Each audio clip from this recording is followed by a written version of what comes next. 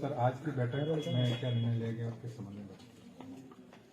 बैठक जैसा कि आप सभी को विदित भी है कि रीट प्रकरण में जो परीक्षा से पहले पेपर बाहर आ गया था, तो उसके संबंध में हम जांच कर रहे हैं और उस जांच में अनेक फरार अभियुक्तगण हैं, तो उन्हें जल्द से जल्द कैसे गिरफ्तार किया जाए, कैसे न्यायालय के समक्ष उनका जो कृत्य है उसको लाया जाए, चार्जशीट प्रस्तुत की जाए। तो इस संबंध में जो तीनों जिलों के अधिकारी थे जो इस दिशा में काम कर रहे हैं, तो उनके साथ हमने एक समन्वय बैठक की। हम अपने प्रयास को कैसे और गंभीरता से अंजाम तक पहुंचाए, इस बारे में चर्चा की। तो सर, एक सोशल मीडिया पर यह चल रहा है कि एसओजी द्वारा 2 जिले जालोर और बाड़मेर को ज़्यादा फोकस दिया जा रहा है। क्या जालोर और बाड़मेर के अलावा राजस्थान में अन्य जिलों में एसओजी ने कोई कार्रवाई की? बिल्कुल, हमारी जिस जिले में हमने सब जहाँ पे इसका हमें प्रभाव का पता चला था, तो वहाँ की सबकी लिस्ट बना रखी है, उन्हें चिन्हित कर रखा है और अन्य जिलों में भी हमारी जो टीम्स हैं वो काम कर रही है। सर, अब तक कितने लोगों को गिरफ्तार किया और कितने रडार पर हैं? अभी 38 अभियुक्तगण गिरफ्तार हो चुके हैं और जैसे जैसे और मुलजिम गिरफ्तार होंगे तो वो आपके उनके बारे में जो और उनके सहयोगी रहे या और अभ्यर्थी जिन्होंने इस अनुचित साधन का इस्तेमाल करके परीक्षा दी है, तो उनका पता चलेगा। सर, डीपी जारोली को गिरफ्तार किया जाएगा या उनसे कोई संबंध नहीं? अभी तक हमने कोई ऐसा अनुसंधान उनसे किया नहीं है।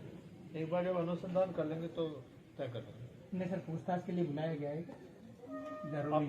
अभी तक हमारी जो दिशा है वो ये थी कि किस तरह से जो पेपर आउट हुआ उसमें कौन कौन लोग सम्मिलित रहे।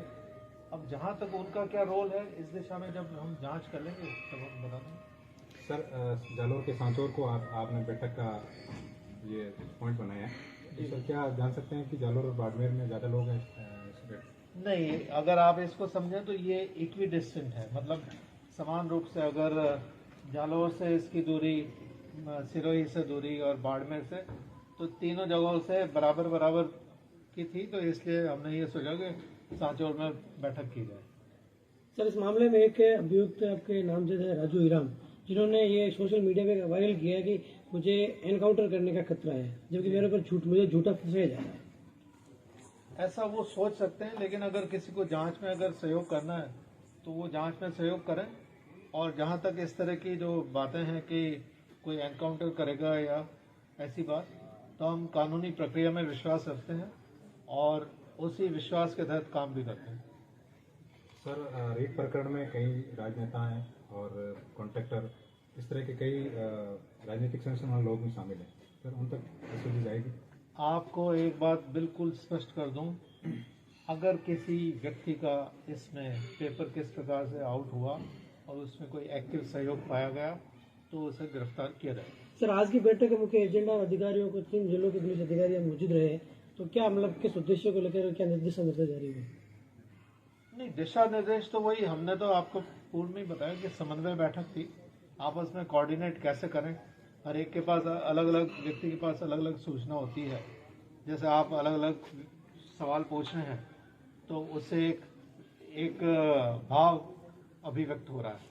उसी तरह से हम सब ने बैठ के एक दूसरे के विचार जाने, कौन क्या कर रहा है और उसको हम कैसे हमारी ओर से क्या सहयोग दे सकते हैं, या मैं उनका कैसे सहयोग कर सकता हूं, या वो मुझे क्या जानकारी दे सकते हैं, इस बारे में बात की।